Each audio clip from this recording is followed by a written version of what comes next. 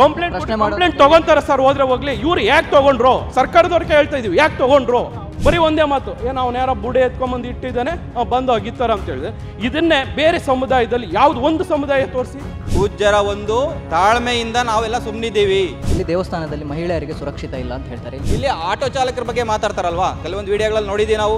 Auto ಚಾಲಕರು ಇಲ್ಲಿ ಎಷ್ಟು ಅಂದರೆ ನೇತ್ರಾವತಿಯಿಂದ ನಮ್ಮ ಹೆಣ್ಣು ಮಕ್ಕಳೇ ಬಂದೋಗಿದ್ದಾರೆ. ಸ್ಥಳೀಯರಿಗೆ ಪ್ರತಿಯೊಂದು ಗೊತ್ತಿರುತ್ತೆ, ಯಾಕಂದ್ರೆ 24 ಗಂಟೆ ಇಲ್ಲೇ ಇರ್ತಾರೆ.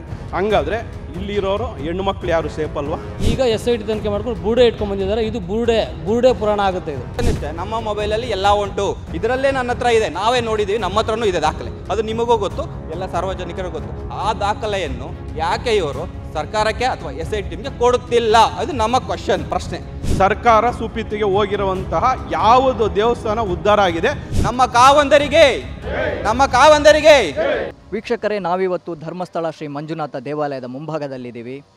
ನೀವು ಪ್ರತಿದಿನ ಒಂದೊಂದು ಮಾಧ್ಯಮದಲ್ಲಿ ಒಂದೊಂದು ರೀತಿಯ ಸುದ್ದಿಗಳನ್ನು ನೋಡ್ತಾ ಇರ್ಬೋದು. ಅಂದರೆ ದೇವಾಲಯಕ್ಕೆ ಬರುವ ಭಕ್ತರ ಸಂಖ್ಯೆ ಕಡಿಮೆ ಆಗ್ತಾ ಇದೆ, ದೇವಾಲಯದಲ್ಲಿ ವ್ಯವಸ್ಥೆ ಸರಿ ಇಲ್ಲ, ದೂರದಿಂದ ಬರುವ ಭಕ್ತರಿಗೆ ಅನಾನುಕೂಲ ಇದೆ ಅಂತ ಈ ರೀತಿಯ ದಿನಕ್ಕೊಂದೊಂದು ವಿಚಾರಗಳನ್ನು ತಾವು ನೋಡ್ತಾ ಇರ್ಬೋದು, ಕೇಳ್ತಾ ಇರ್ಬೋದು.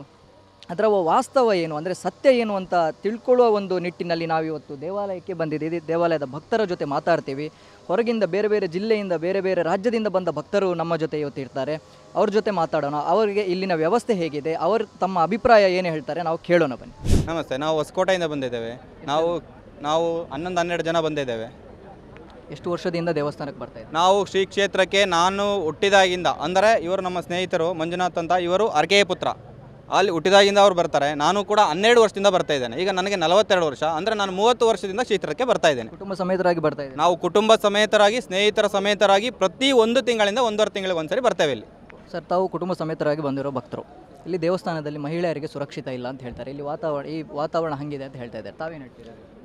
ನಮಗೆ ಈಗ 1 ನಿಮಿಷ ಎಕ್ಸ್ಟ್ರಾ ತಗೊಳ್ತೇವೆ ನಾವು ಯಾಕಂತ ಹೇಳಿದ್ರೆ ಶ್ರೀ ಕ್ಷೇತ್ರಕ್ಕೆ ನಮಗೆ ತುಂಬ ಆವಿನವ ಭಾವ ನಂಟು. ಅಂದರೆ ಯಾವ ಥರ ಅಂತ ಹೇಳಿದ್ರೆ, ಕ್ಷೇತ್ರಕ್ಕೆ ಬಂದು ಹೋದರೆ ನಮಗೇನೋ ನಾವು ಅಂದ್ಕೊಂಡಿದ್ದೆಲ್ಲ ಆಗುತ್ತೆ. ನಾವು ಪ್ರಾಮಾಣಿಕವಾಗಿ ದುಡಿಯೋರು, ಪ್ರಾಮಾಣಿಕ ದುಡಿಮೆಗೆ ಏನೋ ಒಂದು ಕೆಲಸ ಮಾಡ್ತೀವಿ ಅಂದರೆ ಕ್ಷೇತ್ರಕ್ಕೆ ಬಂದು ಶ್ರೀ ಸ್ವಾಮಿ ಅಣ್ಣಪ್ಪನಲ್ಲಿ ಅರಕೆ ಇಟ್ಟೋದ್ರೆ ನಮ್ಗೆ ಅದು ಕೆಲಸ ಆಗ್ತದೆ ಅನ್ನೋ ನಂಬಿಕೆ. ಪೂಜ್ಯರ ಆಶೀರ್ವಾದ ಪಡೆದ್ರೆ ನಾವು ಮಾಡೋ ಕೆಲಸದಲ್ಲಿ ಶ್ರೇಯಸ್ ಬರುತ್ತೆ, ಲಾಭ ಬರುತ್ತೆ.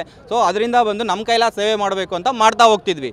ಒಂದು ದಿನದಲ್ಲಿ ಪೂಜ್ಯರ ಹತ್ರ ಬಂದು 15 ವರ್ಷದ ಮುಂಚೆ ಶ್ರೀ ಕ್ಷೇತ್ರಕ್ಕೆ ನಾವು ಏನಾದರೂ ಒಂದು ಸಹಾಯ ಮಾಡ್ತೇವೆ, ಅಂದರೆ ದೇಣಿಗೆಯಾಗಿ, ಅಂದರೆ ಅನ್ನದಾನ ಮಾಡ್ತೀವಿ ಅಂತ ಕೇಳಿದಾಗ ಲಕ್ಷ ದೀಪೋತ್ಸವಕ್ಕೆ ನಮಗೆ ಸ್ಥಳಾವಕಾಶ ಕೊಟ್ಟಿದ್ದಾರೆ. ಆಗ ನಾವು ಹೊಸಕೋಟೆ ಸ್ನೇಹಿತರು ಸುಮಾರು ಒಂದು 500 ಜನ ಇರ್ಬೋದು ನಮ್ಮ ಬಳಗದಲ್ಲಿ ಸೇರಿ ಮಾಡಿರುವಂಥ ಒಂದು ಬಳಗ ಶ್ರೀ ಧರ್ಮಸ್ಥಳ ಮಂಜುನಾಥ ಹೊಸಕೋಟೆ ಸೇವಾ ಬಳಗ ಅಂತ ಒಂದು ಟ್ರಸ್ಟ್ ಮಾಡಿದ್ದೇವೆ. ಟ್ರಸ್ಟ್ ಮುಖಾಂತರ ನಾವು ಪ್ರತಿ ಹಳ್ಳಿಯಲ್ಲಿ ನಮ್ಮ ತಾಲೂಕಿನ ಮಟ್ಟದಲ್ಲಿ ಶಾಲೆಗಳಿಗೆ ಬುಕ್ಸ್ ಆಗ್ಬೋದು, ಬಡ ವಿದ್ಯಾರ್ಥಿಗಳ ಸಹಾಯ, ಈ ಥರ ಮಾಡೋದಕ್ಕೆ ಕಾರಣ ನಮ್ಮ ಪೂಜ್ಯರ ಆಶೀರ್ವಾದ. ಅಂಥ ಲಕ್ಷ ದೀಪೋತ್ಸವ ಅನ್ನದಾನಕ್ಕೆ ಸ್ಥಳಾವಕಾಶ ಮಾಡಿಕೊಟ್ಟಾಗ ಸುಮಾರು 15 ವರ್ಷದಿಂದ ನಾವು ಕ್ಷೇತ್ರಕ್ಕೆ ಬರ್ತೇವೆ. ಪ್ರತಿ ವರ್ಷ ನಮ್ಮ ಸ್ಥಳೀಯರು ಕೂಡ ನೋಡಿರ್ಬೋದು, ನಮ್ಮ ಬಳಗದ ಒಂದು ಮುದ್ದೆ, ಕಾಳು ಸಾರು, ಅನ್ನ, ಈ ಥರ ಒಂದು ತಿಂಡಿ ಮಾಡ್ತೇವೆ. ನಾವು ಒಂದು ದಿವಸದ ಅವಕಾಶಕ್ಕೋಸ್ಕರ ನಾವು ಬರ್ತೇವೆ, ಸೇವೆ ಮಾಡಲಿಕ್ಕೆ ಅಲ್ಲಿಂದ ತರ್ತೇವೆ, ಮಾಡ್ತೇವೆ. ಆ ಸಮಯದಲ್ಲಿ 2ರಿಂದ 3 ಲಕ್ಷ, ಲಾಸ್ಟ್ ಇಯರ್ ಕೂಡ 2024ರಲ್ಲಿ ಕೂಡ ನಮ್ಮ ಅಂದಾಜಿನ ಪ್ರಕಾರ 2.5ರಿಂದ 3 ಲಕ್ಷ ಜನ ಅನ್ನಪ್ರಸಾದ ಸ್ವೀಕರಿಸಿದ್ದಾರೆ. ಸೊ ಅದೆಲ್ಲದಲ್ಲಿ ಎಲ್ರಿಗೂ ಕೂಡ ರೂಮಿನ ವ್ಯವಸ್ಥೆ ಮಾಡಲಿಕ್ಕಾಗಲ್ಲ. ಅದು ಸಾರ್ವಜನಿಕರಿಗೂ ಗೊತ್ತು, ನಮ್ಮ ರಾಜ್ಯಾದ್ಯಂತ ದೇಶದಂತ ಎಲ್ಲರಿಗೂ ಗೊತ್ತು. ಆದರೆ ಬಂದಂಥ ಯಾತ್ರಾರ್ಥಿಗಳು ರಸ್ತೆಯ ಬದಿಯಲ್ಲೇ ಮಲಗಿರ್ತಾರೆ. ಅಲ್ಲಿ ಹೆಣ್ಣು ಇರ್ಬೋದು, ಗಂಡು ಇರ್ಬೋದು, ದೊಡ್ಡವರು ಇರ್ಬೋದು, ಚಿಕ್ಕವರು ಇರ್ಬೋದು. ಇಲ್ಲಿ ಆಟೋ ಚಾಲಕರ ಬಗ್ಗೆ ಮಾತಾಡ್ತಾರಲ್ವಾ, ಕೆಲವೊಂದು ವಿಡಿಯೋಗಳಲ್ಲಿ ನೋಡಿದ್ದೀವಿ ನಾವು. ಆಟೋ ಚಾಲಕರು ಇಲ್ಲಿ ಎಷ್ಟು ಅಂದರೆ ನೇತ್ರಾವತಿಯಿಂದ ನಮ್ಮ ಹೆಣ್ಣು ಮಕ್ಕಳೇ ಬಂದೋಗಿದ್ದಾರೆ. ನಮ್ಮ ಮನೆಯಲ್ಲಿ ನಾವು ಬಂದಿಲ್ಲ, ನಮ್ಮ ಫ್ಯಾಮಿಲಿಯಲ್ಲಿರೋ ಹೆಣ್ಣು ಮಕ್ಕಳೇ ಸಪರೇಟಾಗಿ ಬಂದು ಇಲ್ಲಿ ಇಲ್ಲೇ ಸ್ನಾನ ಮಾಡಿ ಇಲ್ಲಿಂದ ಆಟೋಲ್ಲಿ ಹೋಗಿ ದೇವಸ್ಥಾನ ದರ್ಶನ ಮಾಡಿ ಮತ್ತೆ ಊರಿಗೆ ಬಂದಿರೋ ಎಕ್ಸಾಂಪಲ್ ಎಷ್ಟೋ ಇದೆ. 15 ವರ್ಷದಿಂದ ನಾವು ನೋಡ್ತಿರೋದು ನಮ್ಮ ಕಣ್ಣು ಮುಂದೆ. ಅದೇ ರೀತಿ ಲಕ್ಷ ದೀಪೋತ್ಸವದಲ್ಲಿ ರಸ್ತೆಯಲ್ಲಿ ಮಲಗಿರ್ತಾರೆ, ಆಟೋ ಓಡಾಡುತ್ತೆ, ನಾವೆಲ್ಲ ನೋಡಿಲ್ಲ. ಪೊಲೀಸಿನ ವ್ಯವಸ್ಥೆ, ಭದ್ರತಾ ವ್ಯವಸ್ಥೆ ಕೂಡ ಇರೋದಿಲ್ಲ ಅಲ್ಲಿ. ದೇವಸ್ಥಾನದ ಸಿಬ್ಬಂದಿ ಬಿಟ್ಟರೆ ಪೊಲೀಸ್ನವ್ರ ವ್ಯವಸ್ಥೆ ಅಲ್ಲಿ ಇರೋದಿಲ್ಲ. ಆದರೂ ಬಂದವ್ರಿಗೆ ಏನು ಸಮಸ್ಯೆ ಆಗಿರೋದು ನಾನು 15 ವರ್ಷದಿಂದ ಯಾವುದೇ ಒಂದು ಸಮಸ್ಯೆ ಆಗಿರೋದು ನಾವು ಕಂಡಿಲ್ಲ ಅಲ್ಲಿ. ಆದರೆ ನಮಗೇನೊಂದು ನೋವು ಅಂತ ಹೇಳಿದ್ರೆ, ಇಷ್ಟೆಲ್ಲ ಮಾತಾಡ್ತಿದ್ದಾರಲ್ವಾ ಶ್ರೀ ಕ್ಷೇತ್ರದ ಬಗ್ಗೆ ಅಥವಾ ಪೂಜ್ಯರ ಬಗ್ಗೆ ಮಾತಾಡಬೇಕಾದ್ರೆ ಅವ್ರಿಗೇನಾದರೂ ಆ ಕೆಲಸದಲ್ಲಿ ಒಂದು ಮಾಡಿದಾರ? ನಮ್ಮ ಕ್ವಶನ್ ಇಷ್ಟೇ. ನಾವು ಕ್ಷೇತ್ರದ ಧರ್ಮಕ್ಷೇತ್ರದ ಯಾತ್ರಾರ್ಥಿಗಳು, ನಾವು ಧರ್ಮಕ್ಷೇತ್ರವನ್ನು ನಂಬಿರುವವರು, ನಾವು ಮಂಜುನಾಥ ಸ್ವಾಮಿಯನ್ನು ನಂಬುವವರು. ನಮ್ಮದೊಂದು ಕೊನೆ ಪ್ರಶ್ನೆ ನಾನು ಕೇಳ್ತಿರೋದು, ಇಲ್ಲಿ ಇಷ್ಟೆಲ್ಲ ಮಾಡ್ತಾರಲ್ವ, ಇವರು ಇಷ್ಟೊಂದು ಕ್ಷೇತ್ರದಲ್ಲಿ ವಿದ್ಯಾದಾನ ಆಗಿರ್ಬೋದು, ಅಭಯದಾನ ಆಗಿರ್ಬೋದು, ನಾನಾ ಸೇವೆಗಳು ಮಾಡ್ತಾರೆ. ಅದು 1-2 ಹೇಳಲಿಕ್ಕೆ ಹೋದರೆ ಸುಮಾರಿದೆ. ಆ ಸೇವೆಗಳಲ್ಲಿ ಇಷ್ಟೆಲ್ಲ ಮಾಡ್ತಾರಲ್ಲ, ಅದರಲ್ಲಿ ಒಂದು ಸೇವೆಯಾದರೂ ಇವರು ಯಾರಾದರೂ ಮಾಡಿದರೆ, ಕ್ಷೇತ್ರದ ಬಗ್ಗೆ ಆಪಾದನೆ ಮಾಡ್ತಿರೋ ವ್ಯಕ್ತಿಗಳು ಯಾರಾದರೂ ಒಂದು ಸೇವೆ ಮಾಡಿದರೆ ಕ್ಷೇತ್ರದ ಬಗ್ಗೆ ಮಾತಾಡೋಕ್ಕೆ ಅವ್ರಿಗೆ ಯೋಗ್ಯತೆ ಇದೆ. ಇಲ್ಲಾಂದರೆ ಯಾಕೆ ಮಾತಾಡ್ತಾರೆ? ಇದು ನಮ್ಮ ನೋವಾಗ್ತಿರೋದು. ಈ ಕ್ವಶನ್ನು ಸ್ಥಳೀಯರು, ಸಾರ್ವಜನಿಕರು, ನಮ್ಮ ಧಾರ್ಮಿಕ ಕ್ಷೇತ್ರ ಯಾತ್ರಾರ್ಥಿಗಳು ಎಲ್ಲರೂ ಕೂಡ ಅವ್ರ ಹತ್ರ ಕೇಳಿಸ್ಬೇಕು. ಆಮೇಲೆ ಅವರಲ್ಲಿ ಏನು ಸಾಕ್ಷಿ ಇದೆ ಫಸ್ಟ್ ಅದನ್ನು ತನಿಖೆ ಮಾಡಿಸ್ಬೇಕು. ಇದು ನಾನು ಒಬ್ಬ ಶ್ರೀ ಕ್ಷೇತ್ರ ಧರ್ಮಸ್ಥಳ ಮಂಜುನಾಥ ಸ್ವಾಮಿಯ ಭಕ್ತನಾಗಿ ಧಾರ್ಮಿಕ ಕ್ಷೇತ್ರದ ರಕ್ಷಣಾ ಕರ್ತವ್ಯ ನಮಗಿದೆ, ನಾವು ಮಾಡಲೇಬೇಕು. ಅದನ್ನಾಗಿ ನಮ್ಮಲ್ಲಿ ನಿಮ್ಮ ಟಿ ವಿ ಮಾಧ್ಯಮದ ಮುಖಾಂತರ ಆಗಿರ್ಬೋದು, ಸರ್ಕಾರದ ಮುಖಾಂತರ ಆಗಿರ್ಬೋದು, ಈಗ ಮಾಡ್ತಿರೋ ನಮ್ಮ ಎಸ್ ಐ ಟಿ ಟೀಮ್ಗೆ ಸಹಕಾರ ಕೊಡಲಿ. ಅವರಲ್ಲಿ ದಾಖಲೆ ಎಷ್ಟೋ ಇದೆ, ಹೇಳಿದ್ದಾರೆ, ವಿಡಿಯೋನಲ್ಲಿ ಹೇಳಿದ್ದಾರೆ, ನಾವು ನೋಡಿದ್ದೀವಿ. ನಮ್ದು ಇಲ್ಲಿಂದ 350 ಕಿಲೋಮೀಟರ್ ಇರ್ಬೋದು, ವಿಡಿಯೋ ನಮಗೂ ಬರುತ್ತದೆ, ನಾವು ನೋಡ್ತೇವೆ, ಎಲ್ಲರ ವಿಡಿಯೋನೂ ಬರುತ್ತೆ. ಆದರೆ ಅಲ್ಲಿ ತೋರಿಸ್ತಾರೆ ನಮ್ಮ ಮೊಬೈಲಲ್ಲಿ ಎಲ್ಲ ಉಂಟು. ನಮ್ಮ ಕ್ವಶನ್ ಇಷ್ಟೇ, ನಮ್ಮ ಮೊಬೈಲಲ್ಲಿ ಎಲ್ಲ ಉಂಟು, ಇದರಲ್ಲೇ ನನ್ನ ಹತ್ರ ಇದೆ, ನಾವೇ ನೋಡಿದ್ದೀವಿ, ನಮ್ಮ ಹತ್ರನೂ ಇದೆ ದಾಖಲೆ, ಅದು ನಿಮಗೂ ಗೊತ್ತು, ಎಲ್ಲ ಸಾರ್ವಜನಿಕರಿಗೂ ಗೊತ್ತು. ಆ ದಾಖಲೆಯನ್ನು ಯಾಕೆ ಇವರು ಸರ್ಕಾರಕ್ಕೆ ಅಥವಾ ಎಸ್ ಐ ಟಿ ಟೀಮ್ಗೆ ಕೊಡುತ್ತಿಲ್ಲ? ಅದು ನಮ್ಮ ಪ್ರಶ್ನೆ. ಈ ಪ್ರಶ್ನೆಗೆ ಒಂದು ಆನ್ಸರ್ ಕೊಡ್ಬೋದಲ್ವಾ? ಒಂದು ಸಿಂಪಲ್, ಒಂದು ಪ್ರಶ್ನೆಯು ಅವರಲ್ಲಿ ಕೇಳದ್ದೇ ಇವರು ತನಿಖೆ ಮಾಡ್ತಾ ಇದ್ದಾರೆ. ಅದಕ್ಕೆ ನಮ್ಮ ಸಹಕಾರದ ಪೂಜ್ಯರ ಒಂದು ಆಗ ಕೇಳ್ತಿದ್ರು, ಯಾರೋ ಪೂಜ್ಯರು ಯಾಕೆ ಸುಮ್ಮನೆ ಇದ್ದಾರೆ ಕ್ಷೇತ್ರದಲ್ಲಿ, ಯಾಕೆ ಸಾರ್ವಜನಿಕ ಮಾಧ್ಯಮಗಳ ಮುಖಾಂತರ ಯಾಕೆ ಬರ್ಬೇಕು ಅವ್ರು ಏನು ತಪ್ಪು ಮಾಡಿದ್ದಾರೆ? ನಾವು ಹೇಳ್ತಾ ಇದ್ದೀವಿ, ಅವರ ಭಕ್ತರಾಗಿ ಅಥವಾ ಅವರ ಅಭಿಮಾನಿಗಳಾಗಿ ಹೇಳ್ತಾ ಇದ್ದೀವಿ, ಅವರು ಆಚೆ ಬಂದು ಮಾಧ್ಯಮದಲ್ಲಿ ಮಾತಾಡುವಂಥ ಅವಶ್ಯಕತೆ ಇಲ್ಲ. ಯಾಕಂದರೆ ನಾವು 40 ವರ್ಷದಿಂದ ಕ್ಷೇತ್ರದಲ್ಲಿ ಅವರ ಒಂದು ಸೇವೆ ನೋಡಿದ್ದೀವಿ, ನಾವು ಕೂಡ ಪಡ್ಕೋತಾ ಇದ್ದೀವಿ. ಧರ್ಮಸ್ಥಳ ಗ್ರಾಮೀಣಾಭಿವೃದ್ಧಿ ಯೋಜನೆ, ನಮ್ಮ ಹೆಣ್ಣು ಮಕ್ಕಳು ಇವಾಗಲೂ ಕೂಡ ಸಹಾಯ ತಗೊಂಡು ಸ್ವಂತ ಉದ್ಯೋಗ ಮಾಡೋದು ಎಷ್ಟೋ ಇದೆ, ಬೇಕಾರೆ ದಾಖಲೆ ಸಮೇತ ನಮ್ಮಲ್ಲಿದೆ, ನಾವು ಹೇಳ್ತೀವಿ. ಅವರು ದಾಖಲೆ ಏನು ಕೊಟ್ಟಿದ್ದಾರೆ? ಅಲ್ಲ ಸರ್, ಕಣ್ಣಾರೆ ನೋಡಿದ್ದೀವಿ ಅಂತ ಹೇಳ್ತಾ ಇದ್ದಾರೆ. ಎಲ್ಲಿ? ನೋಡಿದ್ದಾರೆ, ಅದಕ್ಕೆ ದಾಖಲೆ ಬೇಕಲ್ವಾ? ನೋಡಿರೋರು ಹೇಳ್ಬೇಕಲ್ವ? ಇದುವರೆಗೂ ಎಲ್ಲಾದರೂ ನಿಮ್ಮ ಮಾಧ್ಯಮದಲ್ಲಿ ಯಾವತ್ತಾದರೂ ಬಂದು ನೀವೇ ಹೋಗಿ ಕೇಳಿದ್ದೀರಾ? ನಾವು ನೋಡಿದ್ದೀವಿ, ನಮ್ಮ ಹತ್ರ ದಾಖಲೆ ಇದೆ, ತೋರಿಸಿ ಅಂತ ನೀವು ಕೇಳಿದ್ದೀರಾ? ನಿಮಗೆ ತೋರಿಸಿದಾರ ಅವರು? ಅವ್ರೇನು ಹೇಳ್ತಿದ್ದಾರೆ? ವಿಡಿಯೋನಲ್ಲಿ ನಾವು ಕೊಡೋದು ಕಡೆ ಕೊಟ್ಟಿದ್ದೀವಿ. ಓಕೆ, ಕೊಟ್ಟಿದ್ದೀರಾ, ಬಟ್ ಅದು ನಿಜ ಆಗಿದ್ದರೆ ಯಾಕಿರಬೇಕಾಗಿತ್ತಲ್ಲ? ಕೊಡಬೇಕಾದ್ರೆ ಕೊಡೋ ಕಡೆ ಕೊಡಬೇಕಲ್ವಾ? ಇದು ನಮ್ಮ ಪ್ರಶ್ನೆ. ನೋಡಿ ನಮ್ಮ ಬಂಧುಗಳೇ, ಶ್ರೀ ಕ್ಷೇತ್ರ ಇಲ್ಲೆಲ್ಲರೂ ಇದ್ದಾರೆ, ನಾವು ಹೊಸಕೋಟೆಯಿಂದ ಬಂದಿದ್ದೀವಿ. ಇಲ್ಲಿ ನಮ್ಮ ಸಾರ್ವಜನಿಕರು, ಧರ್ಮಸ್ಥಳದ ಒಂದು ಸಾರ್ವಜನಿಕರಿದ್ದಾರೆ, ಅವರಲ್ಲಿ ಸ್ಥಳೀಯರಲ್ಲಿ ನನ್ನ ಮನವಿ, ನಾವು ಧಾರ್ಮಿಕ ಕ್ಷೇತ್ರಕ್ಕೆ ಬರ್ತಾ ಇದ್ದೀವಿ. ನಮಗೊಂದು ನಿಮ್ಮ ಕ್ಷೇತ್ರದಲ್ಲಿ ಶ್ರೀ ಧರ್ಮಸ್ಥಳ ಇದರಲ್ಲಿ ಒಂದು ಕ್ಷೇತ್ರದಲ್ಲಿ ನಮಗೆ ಒಂದು ಅಗಾಧವಾದ ನಂಬಿಕೆ ಇದೆ. ಆ ನಂಬಿಕೆಯನ್ನು ನಾವು ಉಳಿಸ್ಕೊಳ್ಬೇಕು. ಅದಕ್ಕೆ ಸಾರ್ವಜನಿಕರ ನಮಗೆ ಇಲ್ಲಿ ಸ್ಥಳೀಯರ ಒಂದು ದೃಢ ನಿರ್ಧಾರದಿಂದ ಮಾತ್ರ ಈ ಕ್ಷೇತ್ರನ ಉಳಿಸ್ಲಿಕ್ಕೆ ಸಾಧ್ಯ ಆಗುತ್ತೆ. ಬಿಟ್ಟರೆ ಇವರು ಟಾರ್ಗೆಟ್ ಅಂತ ನಮಗನ್ನಿಸ್ತಾ ಇದೆ. ಹಿಂದೂ ಧಾರ್ಮಿಕ ಕ್ಷೇತ್ರದ ಮೇಲೆ ಧಾರ್ಮಿಕ ಕ್ಷೇತ್ರದ ಮೇಲೆ ಏನೋ ಒಂದು ಹಿಂದೆಯಿಂದ ತುಂಬ ದೊಡ್ಡ ಷಡ್ಯಂತ್ರ ನಡೀತಾ ಇದೆ ಅಂತ ನಮಗನ್ನಿಸ್ತಾ ಇದೆ. ಸೊ ಇದರ ಒಂದು ತಡಿಲಿಲ್ಲ ಅಂದರೆ ನಾವೀಗ ನಮಗೆ ಇಂಥ ಒಂದು ನಮ್ಮ ದೇಶದಲ್ಲಿ ನೀವು ನೋಡ್ದಂಗೆ ಎಲ್ಲರಲ್ಲೂ ಕೇಳ್ತೀನಿ ನಾನು, ನಮ್ಮ ದೇಶದಲ್ಲಿ ಯಾವುದಾದರೂ ಒಂದು ದೇವಸ್ಥಾನ ಅಥವಾ ಟ್ರಸ್ಟ್ ಏನಾದರೂ ಇಷ್ಟೊಂದು ಸೇವೆಗಳನ್ನು ಮಾಡುವ ದೇವಸ್ಥಾನ ಅಥವಾ ಏನಾದರೂ ಒಂದಿದ್ರೆ ತೋರಿಸಿ. ಇವ್ರು ಏನು ಮಾಡ್ತಾರೆ? ಎಲ್ಲಿಂದ ಬರ್ತಾರೆ? ನಾವು ಬರ್ತೀವಿ, ಉಂಡಿಗೆ ಹಾಕ್ತೇವೆ, ಅದು ನಮ್ಮ ದುಡ್ಡು. ಇವ್ರಿಗೆ ಕೇಳಲಿಕ್ಕೆ ಇವ್ರಿಗೆ ಏನು ಅಧಿಕಾರ? ಇವ್ರು ಹೋಗಿ ಹಾಕಿದರೆ ಇವ್ರು ಕೇಳಬೇಕು ಅಲ್ವಾ? ಅದನ್ನು ಅರಿಕೆ ರೂಪದಲ್ಲಿ ನಾವು ಹಾಕ್ತೀವಿ, 5,000 ಹಾಕ್ತೀವಿ, ಇಲ್ಲ 10 ರೂಪಾಯಿ ಹಾಕ್ತೇವೆ. ಅದು ಅರಿಕೆಯ ರೂಪದಲ್ಲಿ ನಾವು ಹಾಕಿರುವ ದುಡ್ಡನ್ನು ಅವರು ಸಾರ್ವಜನಿಕರಿಗೆ ವಾಪಸ್ಸು ಕೊಟ್ಟು ಸೇವೆಗಳನ್ನು ಮಾಡ್ತಾ ಸಮಾಜಮುಖಿ ಸೇವೆಗಳು ಮಾಡ್ತಾ ಇದ್ದಾರೆ ಅವರು. ಅರ್ಥ ಆಯ್ತಾ? ಬೇರೆ ಏನು ಕೆಟ್ಟ ಕೆಲಸ ಮಾಡ್ತಾ ಇಲ್ಲ. ಅದಕ್ಕೆ ಇಲ್ಲಿ ಬೇಕಾದ್ರೂ ಹೇಗೆ ಬೇಕಾದ್ರೂ ಸಾಕ್ಷಿ ಮಾಡ್ತೀವಿ ನಾವು, ಬರಲಿ ನಮ್ಮ ಹತ್ರ. ಬಟ್ ಇಷ್ಟೇ ಹೇಳೋದು, ನಮ್ಮ ಕಡೆಯಿಂದ ಧಾರ್ಮಿಕ ಕ್ಷೇತ್ರಕ್ಕೆ ಎಲ್ಲೂ ಕೂಡ ಅವ್ರ ಕಡೆಯಿಂದ ಅಪಪ್ರಚಾರ ಆಗಬಾರ್ದು. ಇದು ನಮ್ಮದೊಂದು ಕಡೆಯ ಪ್ರಶ್ನೆ. ದಯವಿಟ್ಟು ಎಲ್ಲ ಮಾಧ್ಯಮದವರು, ಸಾರ್ವಜನಿಕರು, ಸ್ಥಳೀಯರಲ್ಲೂ ನಮ್ಮ ವಿನಂತಿ. ನಾವು ಹೇಳೋದಿಷ್ಟೇ, ಧಾರ್ಮಿಕ ಕ್ಷೇತ್ರಕ್ಕೆ ಅಪವಾದಾಗ ನೋಡ್ಕೊಳ್ಬೇಕು, ಎಲ್ಲರೂ ಭಾಗವಹಿಸಬೇಕು, ಇದನ್ನು ಸಹಕರಿಸಬೇಕು ಅಂತ ಹೇಳ್ತಾ, ಭಕ್ತರ ಸಂಖ್ಯೆ ಕಡಿಮೆ ಆಗಬೇಕು ಆ ನಿಟ್ಟಿನಲ್ಲಿ ಒಂದು ಷಡ್ಯಂತ್ರ ನಡೀತಾ ಇದೆ. ತಾವು ಹೊಸಕೋಟೆಯಿಂದ ಬಂದಿದ್ದೀವಿ, ತಾವು ಹೊರಗಿಂದ ಅಂದರೆ ಬೇರೆ ಜಿಲ್ಲೆಯಿಂದ ಬರ್ತಾರೆ, ಬೇರೆ ರಾಜ್ಯದಿಂದ ಬರ್ತಾರೆ, ಅಂಥವ್ರಿಗೆ ಏನು ಹೇಳ್ತೀವಿ? ನಾವು ಹೇಳ್ತೀವಿ ಕೇಳಿ. ಇಲ್ಲಿ ಈಗ ಏನಾಗ್ತೈತೆ ಅಂತ ಹೇಳಿದ್ರೆ, ಭಕ್ತರ ಸಂಖ್ಯೆ ಕಡಿಮೆ ಆಗಬೇಕು. ಈಗ ಮಳೆ ಸೀಸನ್ ಇದೆ, ನಾವು ದೂರದಿಂದ ಬರೋರು ಹೇಳ್ತೀವಿ. ಆಮೇಲೆ ಈಗ ಸ್ವಲ್ಪ ಹಬ್ಬಗಳಿದೆ, ವರಮಹಾಲಕ್ಷ್ಮಿ ಹಬ್ಬ ಇದೆ. ಈ ಥರ ಹಬ್ಬಗಳಲ್ಲಿ ಏನು ಮಾಡ್ತಾರೆ, ಹೆಣ್ಣು ಮಕ್ಕಳಿಗೆ ವರಮಹಾಲಕ್ಷ್ಮಿ ತುಂಬ ಪ್ರಸಿದ್ಧಿ, ಅವ್ರು ಮಾಡೇ ಮಾಡ್ತಾರೆ. ಹಾಗಾಗಿ ಏನಾಗ್ತದೆ, ನಮ್ಮ ಸುತ್ತಮುತ್ತಲಿನ ಜನ ಯಾರು ಈ ಸೀಸನ್ ಮಳೆ ಬರುತ್ತೆ ಹೋಗ್ಲಿಕ್ಕಾಗಲ್ಲ, ಮತ್ತು ಶಾಲೆಗಳಿದೆ, ಈಗ ರಜೆಗಳ ಸೀಸನಲ್ಲಿ ಜಾಸ್ತಿ ಇರುತ್ತೆ ಧರ್ಮಸ್ಥಳ. ರೈತರಿಗೆ ಉಳುಮೆ ಟೈಮೇ, ಬೆಳೆ ಬಿತ್ತೋ ಟೈಮ್ ಇರುತ್ತೆ. ಹಾಗಾಗಿ ಜನಸಂಖ್ಯೆ ಕಡಿಮೆ ಇದೆ. ಈಗ ಇದು ಆಗ್ತಿದೆಯಲ್ಲ, ಇದರಿಂದ ಯಾವುದೇ ಕಾರಣಕ್ಕೂ ಕ್ಷೇತ್ರಕ್ಕೆ ಜನಸಂದಣಿ ಕಡಿಮೆ ಆಗಲ್ಲ. ನಾವು ಹೇಳ್ತಾ ಇದ್ದೀವಿ ಧರ್ಮಸ್ಥಳದ ಭಕ್ತರಾಗಿ, ಇದು ಸತ್ಯ ಅಸತ್ಯತೆ ಬರಲಿ, ಆಮೇಲೆ ನಾವು ಒಪ್ಪುವ. ಆಮೇಲೆ ಯಾರು ತಪ್ಪಿತಸ್ಥರಾದರೂ ಶಿಕ್ಷೆ ಆಗಲಿ, ಅದಕ್ಕೂ ನಮ್ಮ ಸಹಕಾರ ಇದೆ. ಅದಕ್ಕೆ ನಾವು ರೆಡಿ ಇದ್ದೀವಿ. ತನಿಖೆ ನಡೀಲಿ, ನಿಜ ಬರಲಿ. ಬಟ್ ಅಷ್ಟರಲ್ಲಿ ಈ ಅಪಪ್ರಚಾರ ಏನಿದೆ ಧಾರ್ಮಿಕ ಕ್ಷೇತ್ರದ ಬಗ್ಗೆ, ಅದನ್ನು ತಡಿಬೇಕು. ಇಷ್ಟೇ ನಮ್ಮ ಒಂದು ಉದ್ದೇಶ. ಅಂದರೆ ಈ ಅಪಪ್ರಚಾರ ಹೊರಗಿಂದ ಬರೋ ಭಕ್ತರ ಮೇಲೆ ಏನು ಪರಿಣಾಮ ಬೀಳ್ತಾ ಇಲ್ಲ? ಏನು ಬೀರೋದಿಲ್ಲ. ಮಂಜುನಾಥ ಸ್ವಾಮಿ, ಅಣ್ಣಪ್ಪ ಸ್ವಾಮಿ ಏನಿಲ್ಲ, ಹೇಳಿದ್ರಲ್ಲ ನಮ್ಮ ಸ್ಥಳೀಯರು ಈಗ ತಾನೇ ಹೇಳಿದ್ರು, ಕಣ್ಣು ಮುಚ್ಚಿ ನೋಡ್ತಾ ಇದ್ದಾನೆ. ಕಣ್ಣು ಬಿಟ್ಟ ಅಂದರೆ ಏನಾಗುತ್ತೆ ಅಂತ ಗೊತ್ತು. ಕಣ್ಣು ಬಿಡಬೇಕು, ಬಿಡೋವರೆಗೂ ಕಾಯಬೇಕು. ಏನಾಗುತ್ತೆ ಅಂದರೆ, ನನ್ನ ಒಂದು ಅವರು ಈಗ ನೆಗೆಟಿವ್ ಪಾಸಿಟಿವ್ ಮಾಡ್ತಾ ಇದ್ದಾರೆ. ಆದರೆ ಏನು ಅದು ಪಾಸಿಟಿವ್ ನೆಗೆಟಿವ್ ಆಗುತ್ತೆ. ಸೊ ನಾವು ನೆಗೆಟಿವ್ ಪಾಸಿಟಿವ್ ಮಾಡ್ತಿದ್ರಲ್ಲ, ಪಾಸಿಟಿವ್ ಆಗೋವರೆಗೂ ನಾವೇನು ಮಾಡಬೇಕು, ತಾಳ್ಮೆಯಿಂದ ಇರಬೇಕು. ನಮ್ಮ ಪೂಜ್ಯರು ಅದೇ ಮಾಡ್ತಿದ್ದಾರೆ. ಸೊ ಇದಕ್ಕೆ ನಾವು ಸಮಯ ಕಾಯಬೇಕು. ಬಟ್ ಆ ಸಮಯದಲ್ಲಿ ಪೂಜ್ಯರನ್ನು ನಾವು ನಿಂದಿಸುವುದಲ್ಲ, ನಮ್ಮ ಸ್ಥಳೀಯರು ಮತ್ತು ಗ್ರಾಮಸ್ಥರು ತಾಳ್ಮೆಗೊಂದು ಮಿತಿ ಅಂತ ಇರುತ್ತಲ್ಲ, ಆ ಮಿತಿ ಅಂತಿರುತ್ತೆ. ಅದು ಈಗ ಬರುತ್ತೆ. ಈಗ ನಾನು ಕೇಳೋದಿಷ್ಟೇ, 12, 13 ಗುರುತು ಮಾಡಿದ್ರಲ್ವಾ, ಈಗ 12 ಆಗಿಬಿಟ್ಟಿದೆ ಗುರುತು. ಅದರಲ್ಲಿ 1-2 ಸಿಕ್ಕಿರಬಹುದು ಕಳೆಬರ. ಅದು ಸ್ಥಳೀಯರಿಗೆ ಗೊತ್ತು ಅದು ಏನಿತ್ತು ಏನಾಗಿತ್ತು. ಯಾಕಂದರೆ ನಾವು ಇಲ್ಲಿ ಯಾತ್ರಾರ್ಥಿಗಳು ಬರ್ತೇವೆ ಹೋಗ್ತೇವೆ. ತಾಳ್ಮೆಗೆ ಮಿತಿಯಲ್ಲ, ಪಾಪದ ಕೂಡ ತುಂಬಿಲ್ಲ. ಪಾಪದ ಕೂಡ ತುಂಬಿದಾಗ ಯಾರಿಗೇ ಆಗಲಿ, ಈಗ ಧರ್ಮಸ್ಥಳ ಮಂಜುನಾಥ ಸ್ವಾಮಿಗೆ ಭಕ್ತರನ್ನ ತಡೆಯೋಕೆ ಯಾರಿಂದ ಸಾಧ್ಯ ಆಗಲ್ಲ. ಹೆಗ್ಡೆ ಅವರು ಇದ್ದರು, ಅದಕ್ಕಿಂತ ಮುಂಚೆ ಯಾರಿದ್ರು, ಅದಕ್ಕಿಂತ ಮುಂಚೆ ಧರ್ಮದರ್ಶಿಗಳು ಯಾರಿದ್ರು, ಅವರು ಬದಲಾಗ್ತಾರೆ. ಅದೇ ಕ್ಷೇತ್ರ ಹಂಗೆ ಇರುತ್ತೆ, ಭಕ್ತರು ಬರ್ತಾನೆ ಇರ್ತಾರೆ. ಕ್ಷೇತ್ರದ ಮೇಲೆ ನಂಬಿಕೆ ಕಡಿಮೆ ಆಗಿಲ್ಲ, ಆಗೋದು ಇಲ್ಲ. ಈಗ ಕಳೆದ ಬಾರಿ 1.5 ಲಕ್ಷ ಇದ್ದರು, ಈ ಬಾರಿ 2.5 ಲಕ್ಷ ಬಂದಿರೋ ಲಕ್ಷ ದೀಪಕ್ಕೆ. ಈಗ ಧರ್ಮ ಸಂಸ್ಥೆಯಿಂದ ಏನೆಲ್ಲ ಧಾರ್ಮಿಕ ಕಾರ್ಯಗಳ ಬಗ್ಗೆ ಎಲ್ಲ ಯಾವುದು ನಿಂತಿಲ್ಲ. ಸೊ ಈಗ ಆಗಿರೋ ಷಡ್ಯಂತ್ರ ಏನಂದರೆ, ಇದರಲ್ಲಿ ರಾಜಕಾರಣಿಗಳು ಕೈವಾಡ ಇದೆ, ಸ್ಮಾಲ್ ಫೈನಾನ್ಸ್ ಸಣ್ಣ ಹಣಕಾಸು ಸಂಸ್ಥೆಗಳು ಕೈವಾಡ ಇದೆ, ಎಡಪಂಥೀಯರು ಬಲಪಂಥೀಯರು ಕ್ಷೇತ್ರದ ವಿರೋಧಿಗಳು ಧಾರ್ಮಿಕ ವಿರೋಧಿ ಎಲ್ಲ ಸೇರಿ ವ್ಯವಸ್ಥಿತವಾಗಿ ಹಂತವಾಗಿ ಪಿತೂರಿ ಷಡ್ಯಂತ್ರ ಮಾಡ್ತಾ ಇದ್ದಾರೆ. ಸೌಜನ್ಯ ಪ್ರಕರಣ ಇಟ್ಕೊಂಡು ಬಂದರು, ಆಗಲಿಲ್ಲ. CBI ಕೊಟ್ಟರು, ಆಗಲಿಲ್ಲ. ಆಮೇಲೆ ಗ್ರಾಮೀಣಾಭಿವೃದ್ಧಿ ಟ್ರಸ್ಟ್ ಯೋಜನೆ ಬಗ್ಗೆ ಅದನ್ನು ಅಡ್ಡ ಇಟ್ಕೊಂಡು ಬಂದರು, ಅವಾಗೂ ಫೇಲ್ಯೂರ್ ಆದರು. ಈಗ SIT ತನಿಖೆ ಮಾಡ್ಕೊಂಡು ಬುರುಡೆ ಇಟ್ಕೊಂಡು ಬಂದಿದ್ದಾರೆ. ಇದು ಬುರುಡೆ ಪುರಾಣ ಆಗುತ್ತೆ. ಇದು ಬುರುಡೆ ಪುರಾಣ ಆಗುತ್ತೆ. ಈಗ ಈ ದೇಶದ ಕಾನೂನಿಗೆ ನಾವು ಗೌರವ ಕೊಡ್ತೀವಿ, ಧರ್ಮಸ್ಥಳ ಕ್ಷೇತ್ರ ಜನ ಕೂಡ ಗೌರವ ಕೊಡ್ತಾರೆ. ವಿರೋಧ ಮಾಡೋಂಗಿದ್ರೆ SITನ ಪ್ರತಿರೋಧ ಒಡ್ಬೋದಾಗಿತ್ತು. ಯಾಕೆ ಮಾಡ್ತೀರಾ ನೀವು ಅಂತ. ಕಾನೂನು ಗೌರವ ಕೊಡ್ತಾ ಇದ್ದಾರೆ, ಸ್ಥಳೀಯರು ಕೊಡ್ತಾ ಇದ್ದೀರಾ ಇಲ್ವಾ? ಸೊ ಹಾಗಾಗಿ ಪ್ರಧಾನಮಂತ್ರಿಗೂ ಒಂದೇ ಕಾನೂನು, ಜವಾನ್ಗೂ ಒಂದೇ ಕಾನೂನು, ದಿವಾನ್ಗೂ ಒಂದೇ ಕಾನೂನು, ದೇಶದ ಕಾನೂನು. SIT ಸಂಪೂರ್ಣ ತನಿಖೆ ಆಗಲಿ. ಬುರುಡೆ ಇಲ್ಲಿಂದ ಬಂತು, ಯಾವುದು ಸಿಕ್ಕಿದೆ, ಇನ್ನೂ ಎಲ್ಲಿ ಹೂತಾಕಿದ್ದಾನೆ ಸರ್. ಒಂದು ಗುಂಡಿ 8 ಅಡಿ ಇಲ್ಲಿ ಆಳದಲ್ಲಿ ಶವ ಇದೆ ಅಂದರೆ, ಒಬ್ಬ ವ್ಯಕ್ತಿ 8 ಅಡಿ ಆಳ ತೊಡಲಿಕ್ಕೆ ಆಗುತ್ತಾ? 5 ಜನ ಹೋಗ್ತಾರೆ. ನಮ್ಮ ಕಡೆ ಎಲ್ಲ ಗುಂಡಿ ತೆಗಿಗೆ, ಶವ ಅಂತ್ಯ ಸಂಸ್ಕಾರ ಮಾಡಲಿ, ಗುಂಡಿ ತೆಗಿಗೆ 5 ಜನ ಹೋಗ್ತಾರೆ. 2 ಅವರ್ 3 ಅವರ್ ತೆಗಿತಾರೆ. ಇಲ್ಲೇ ಸಿಬ್ಬಂದಿಗಳು 10ಕ್ಕಿಂತ ಹೆಚ್ಚು ಆಗದು ಹೇಗೆ ಸಾಧ್ಯ ಆಯ್ತು? ಆ ಬುಡ ಎಲ್ಲಿ ತಂದ ಮೊದಲು ಅದು ಹುಡುಕ್ಬೇಕಲ್ವಾ? ಸೊ ಈಗ ಹಣಕಾಸು ಸಂಸ್ಥೆಗಳಿಗೂ ಕೆಲಸ ಕಡಿಮೆ ಆಯಿತು ಸರ್. ಧರ್ಮಸ್ಥಳ ಗ್ರಾಮಾಭಿವೃದ್ಧಿ ಯೋಜನೆ ಟ್ರಸ್ಟು ಬ್ಯಾಂಕ್ ಮುಖಾಂತರವಾಗಿ ಕೋಟ್ಯಾಂತರ ರೂಪಾಯಿ ಹಣವನ್ನು ಕಡಿಮೆ ಬಡ್ಡಿಗೆ ಕೊಡಿಸ್ತಾ ಇದ್ದಾರೆ.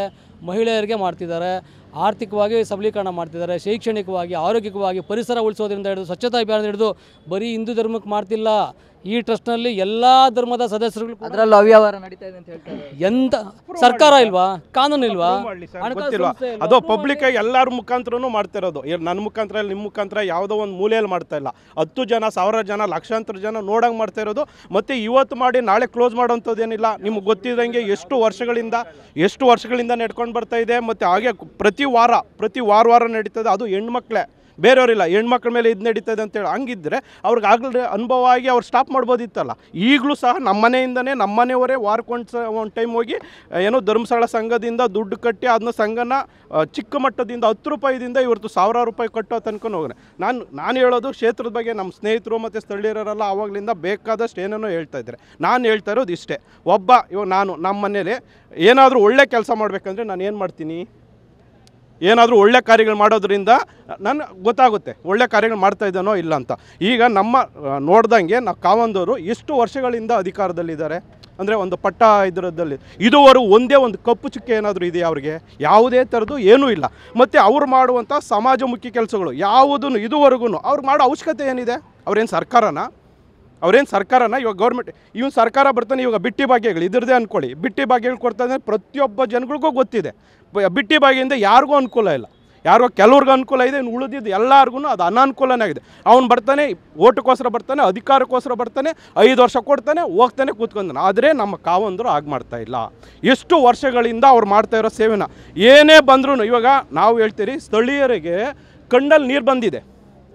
ಸ್ಥಳೀಯರಿಗೆ ಬರೀ ಕಣ್ಣಲ್ಲಿ ನೀರು ಬಂದಿದ್ರೆ ಅವ್ರು ಆ ಪ್ಲೇಸಲ್ಲಿ ಕೂತ್ಕೊಂಡು ಏನೇನೋ ಬಾಯಿಗೆ ಬಂದಿದ್ದ ರೀತಿ ಎಲ್ಲ ಮಾತಾಡೋದನ್ನು ಕೇಳಿದರೆ ಅವ್ರಿಗೂ ಈ ಹೆಚ್ಚು ಕಮ್ಮಿಗೆ ಎಷ್ಟೊಂದು 78-80 ವರ್ಷ ಇರ್ಬೋದಲ್ಲ, ಈ ವಯಸ್ಸಲ್ಲಿ ಆ ಮಾತುಗಳನ್ನು ಕೇಳಿಕೊಂಡು ಅವ್ರ ಮನಸ್ಥಿತಿ ಪಾಪ ಹೇಗಿರ್ಬೋದು ಅದನ್ನು ಒಂದು ಸ್ವಲ್ಪ ಅರ್ಥ ಮಾಡ್ಕೊಬೇಕು. ಅದಾದ ನಂತರ ನಾನು ಹೇಳ್ಕೊಳೋದು, ಇವಾಗ SIT ಅವ್ರ ತನಿಖೆ ಕೊಟ್ಟಿದ್ದಾರೆ, ಅದು ಸ್ವಾಗತ ಮಾಡೋಣ. ಎಲ್ಲರೂ ಯಾರು ಸ್ಥಳೀಯರು ಇರ್ಬೋದು, ಪ್ರತಿಯೊಬ್ಬರು ಯಾರು ಒಬ್ಬರು ಸಹ ವಿರೋಧ ಮಾಡ್ತಾಯಿಲ್ಲ, ಯಾರೂ ಮಾಡ್ತಾಯಿಲ್ಲ. ಯಾಕೆ ಮಾಡ್ತಾಯಿಲ್ಲ? ತಾಳ್ಮೆ.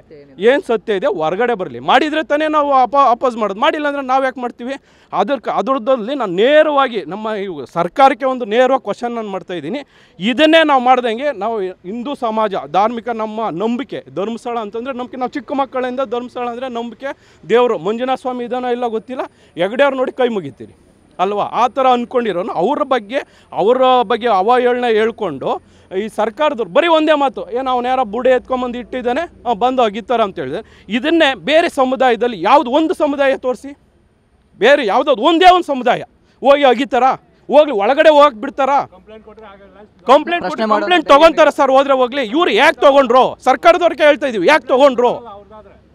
ಹಂಗಾದ್ರೆ ಬೇರೆಯವರೆಲ್ಲ ಅವರು ಮೇಲೆ ಇದ್ದಾರೆ, ನಾವೆಲ್ಲ ಏನು ತಾಳ್ಮೆಯಿಂದ ಇದ್ದೀರಿ, ಸಮಾಧಾನವಾಗಿದ್ದೀರಿ ಅಂತ ಇವರು ಇದು ಮಾಡ್ತಾ ಇರೋದಾ? ಅಂತ್ಯ ಆಡಬೇಕು ಸರ್, ಇದಕ್ಕೆ ಒಂದು ಅಂತ್ಯ ಆಗಬೇಕು.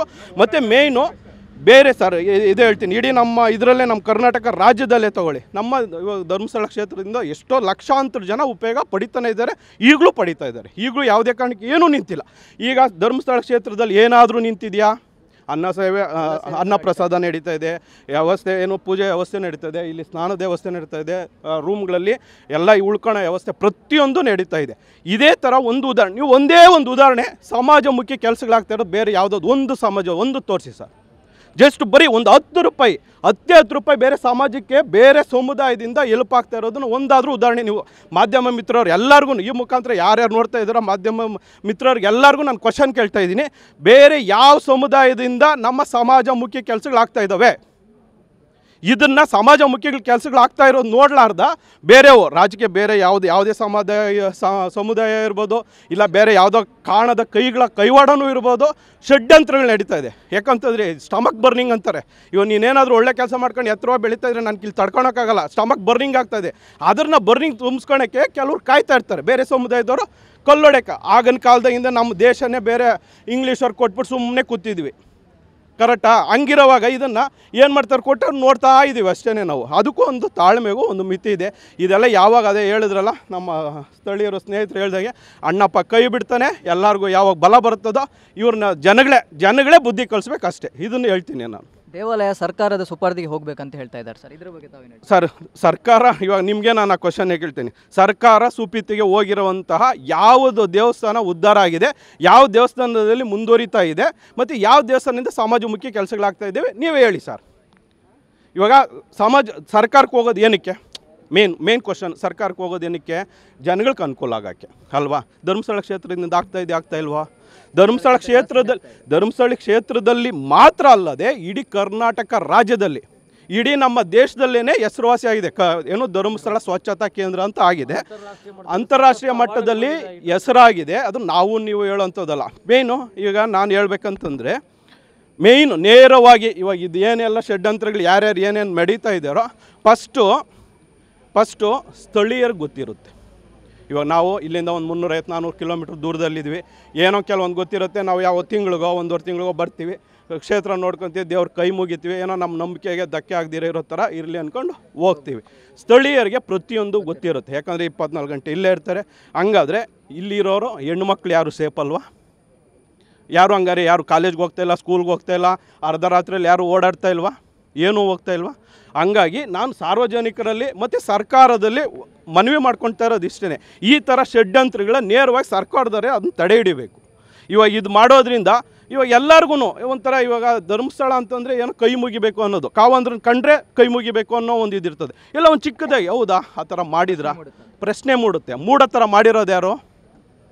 ಇವರೇ ಅಲ್ವಾ? ಅದನ್ನು ದಯವಿಟ್ಟು ಸರ್ಕಾರದವರು ಈ ಥರದನ್ನೆಲ್ಲ ನೋಡಿ ಈ ಥರ ಪಬ್ಲಿಕ್ಗೆ ಬರದೇ ಅವರೇ ಅದೇನು ಕ್ರಮ ಕೈಗೊಳ್ಳಿ. ನ್ಯಾಯ ಎಲ್ಲರಿಗೂ ಒಂದೇ. ಇವಾಗ ನೀವೇ ನೋಡ್ತಾ ಇದ್ದೀರ, ರಾಜ್ಯದಲ್ಲಿ ಮುಖ್ಯಮಂತ್ರಿ ಆಗಿದ್ದವ್ರಿಗೂ ಸಹ ಜೈಲು ಶಿಕ್ಷೆ ಆಗ್ತಾಯಿದೆ. ಎಲ್ಲರಿಗೂ ಒಂದೇ ಕಾನೂನಿಗೆ ಮಾತ್ರ ಯಾರೂ ಕಾನೂನು ಪ್ರತಿಯೊಬ್ಬರು ತಲೆ ಬಾಗಲೇಬೇಕು, ಕಾನೂನಿದೆ, ಕಾನೂನು ತಲೆ ಬಾಗಲೇಬೇಡ ಅಂತ ಇಂಥ ಷಡ್ಯಂತ್ರಗಳಿಗೆಲ್ಲನೂ ಬೆಲೆ ಕೊಡದೆ, ಅವರು ಹೂಗುಟ್ಟದೆ ಅದನ್ನು ತನಿಖೆಗಳನ್ನು ನೋಡಿ ಏನದು ಪ್ರಕರಣಗಳಿತ್ತು, ದಾಖಲೆಗಳಿತ್ತು ಅಂದರೆ ಅವ್ರಿಗೆ ಶಿಕ್ಷೆ ಆಗಲಿ ಅಂತ ಹೇಳ್ತಾ, ಇದು ಈಗಲಾದ್ರೂ ನಾವೆಲ್ಲರೂ ಮುನ್ನೆಚ್ಚೆತ್ಕೊಂಡು SIT ಇನ್ನೂ ವಾರ ಆಗುತ್ತೋ 15 ದಿವಸ ಏನಾಯಿತು ಇವಾಗಲೇ ಎಲ್ಲ ಕಂಪ್ಲೀಟ್ ಮಾಡಲಿ. ಇನ್ನು ಯಾವುದೇ ಕಾರಣಕ್ಕೂ ಶ್ರೀ ಕ್ಷೇತ್ರ ಹೆಸರೆತ್ಕೊಂಡು ಯಾರೂ ಬರೋದು ಬೇಡ.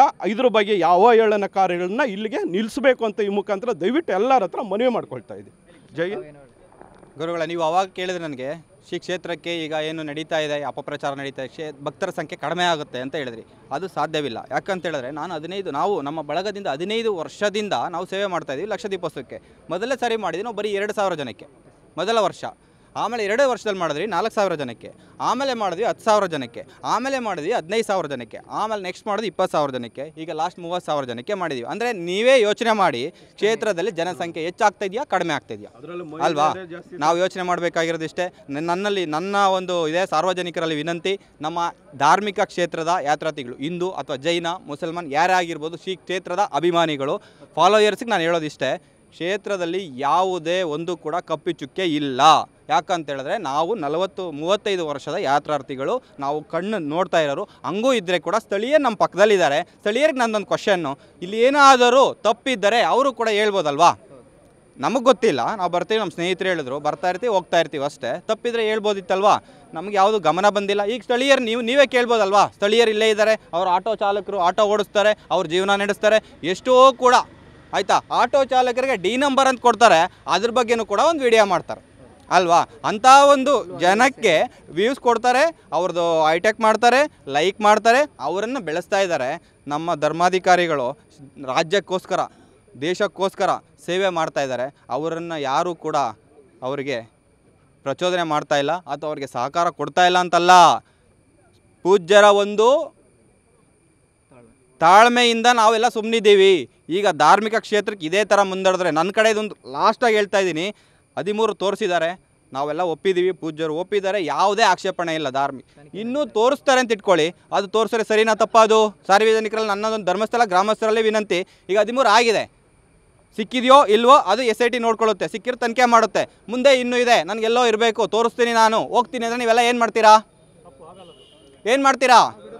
ಎಚ್ಚೆತ್ಕೊಂಡಿಲ್ಲ ಅಂದರೆ ನಮ್ಮ ಶ್ರದ್ಧಾ ಕೇಂದ್ರ ಶ್ರೀ ಕ್ಷೇತ್ರ ಧರ್ಮಸ್ಥಳ ಇದನ್ನು ಟಾರ್ಗೆಟ್ ಮಾಡ್ತಾ ಇದ್ದಾರೆ. ಬಂಧುಗಳೇ ಕೇಳಿಸ್ಕೊಳ್ಳಿ, ನಾನು ಎಲ್ಲರ ಪರವಾಗಿ ಹೇಳ್ತಾ ಇದ್ದೀನಿ, ಕ್ಷೇತ್ರದ ಬಗ್ಗೆ ಟಾರ್ಗೆಟ್ ಮಾಡ್ತಾ ಇದ್ದಾರೆ. ನೆಕ್ಸ್ಟ್ ಒಂದಿನ ನಾವು ಈ ಸ್ಥಳದಲ್ಲಿ ನಿಲ್ಲೋದಕ್ಕೂ ಅವಕಾಶ ಕೊಡಲ್ಲ. ಇದನ್ನು ಆಗುತ್ತೆ, ಓಕೆ ಆಗಲಿ. ಈಗ 13 ಆಗಿದೆಯಲ್ವಾ, ಈ 13 ಬಗ್ಗೆ ವಿಚಾರಣೆ ಮಾಡಲಿ, ಯಾರ್ಯಾರು ಕಂಪ್ಲೇಂಟ್ ಕೊಟ್ಟಿದ್ದಾರೆ ವಿಚಾರಣೆ ಮಾಡಲಿ, ಸತ್ಯ ಹೊರಗಡೆ ಬರಲಿ, ಸುಳ್ಳನ್ನು ಮುಚ್ಚಾಕಲಿ, ಸತ್ಯಕ್ಕೆ ನ್ಯಾಯ ಕೊಡಿಸಿ, ಅವ್ರಿಗೇನು ಶಿಕ್ಷೆ ಆಗಬೇಕು ಆಗಲಿ.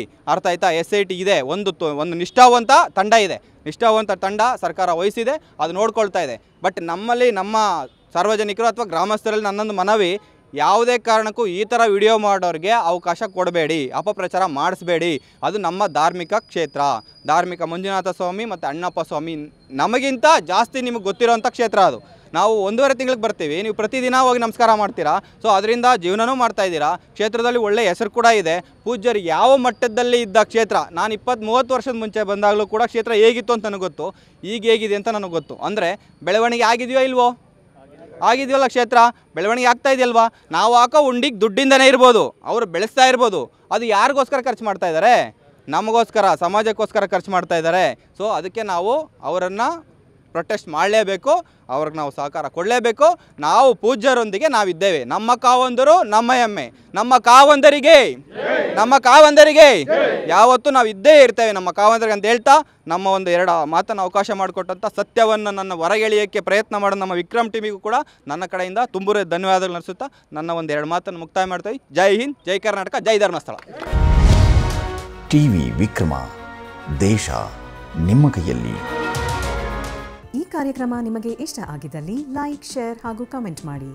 ಟಿವಿ ವಿಕ್ರಮದ ಕಾರ್ಯಕ್ರಮಗಳನ್ನು ನಿರಂತರವಾಗಿ ವೀಕ್ಷಿಸಲು ಸಬ್ಸ್ಕ್ರೈಬ್ ಮಾಡಿ, ಬೆಲ್ ಐಕನ್ ಒತ್ತಿ.